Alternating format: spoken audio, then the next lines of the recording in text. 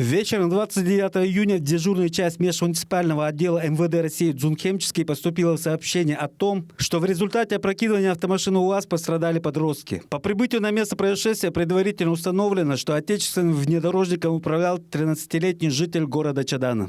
Так, 7 подростков в возрасте от 12 до 14 лет, они направились в село Бажаналак. На обратном пути уже в 19 часов 58 минут севший за руль другой 13-летний житель города Чадана в силу своего возраста и неопытности, конечно же, не справился с рулевым управлением, в результате чего допустил опрокидывание транспортного средства.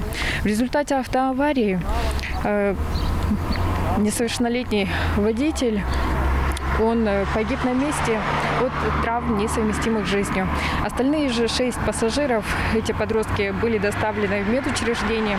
Они были отпущены на амбулаторное лечение. Родным и близким погибшего мальчика выражаю глубокое соболезнование, стойкости и мужества в такой трудный момент. В нынешних условиях контроль должен быть всесторонний и жесткий. Даже незначительное упущение может привести к печальным последствиям. Подростки, боясь попасться патрулю ДПС, ездили в основном по объездным дорогам. Позже установлено, что автомашина УАЗ принадлежит родителям одного из пассажиров.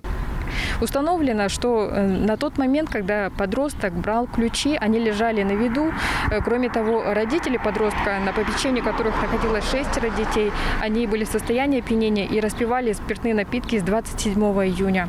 Таким образом, отсутствие родительского контроля позволило подростку взять лежавшие в свободном доступе ключи от автомобиля. По факту дорожно-транспортного происшествия, произошедшего на территории Дзунхемческого района, с участием 7 несовершеннолетних, в том числе один ребенок погиб, следственными органами Следственного комитета России по Республике Тыва организовано проведение процессуальной проверки. В настоящее время следователь провел осмотр места происшествия. Будут устанавливаться обстоятельства, приведшие к данной трагедии, обстоятельства передачи несовершеннолетнему данного транспортного средства. Для установления причины смерти несовершеннолетнего водителя и других пострадавших назначена судебно-медицинская экспертиза. И будут установлены причины и условия, которые способствовали данному происшествию. По результатам проверки будет принято процессуальное решение.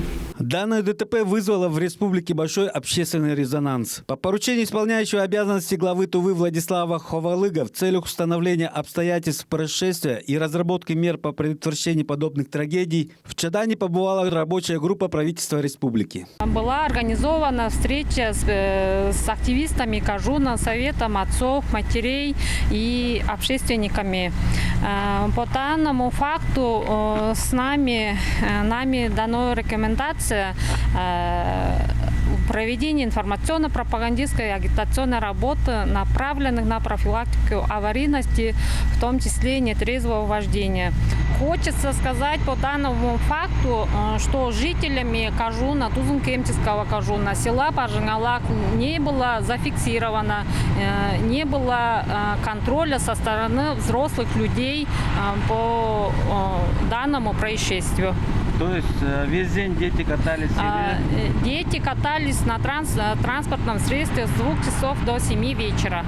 Включая данное происшествие, в Туве с начала года погибло 6 детей, в том числе 2 несовершеннолетних водителя и 4 пассажира. В целях недопущения фактов управления транспортными средствами несовершеннолетними Управление ГИБДД МВД по Республике Тыва настоятельно призывает родителей и взрослых к ответственному отношению к своим детям и подросткам.